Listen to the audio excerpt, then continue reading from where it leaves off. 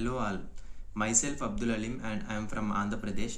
Recently I have completed my bachelor's degree in the stream of Computer Science and Engineering in Gudlavalleru Engineering College in Andhra Pradesh. My year of graduation is 2024 and after that I am looking for a job in the IT field, and one of my friends suggested me to join in the Evision Technoserve platform, and I was joined 45 days of program in the Evision Technoserve.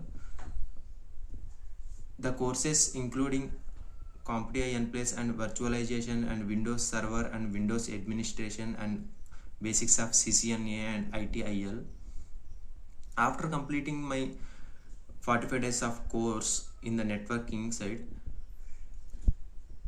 I'm getting the calls from the companies, and I got placed in one company, VDA Info Solutions Pvt Ltd. The client company is COGNIZANT and with the package is 2.2 LPA. Especially thank you Priya ma'am and Deepthi ma'am for continuously supporting me until I get the job, and thank you for overall Evision Servo team. I suggest you to all who have passed out from the graduation, don't delay and please contact Evision and join in the Evision Technoserve platform for getting into the IT field. Thank you all.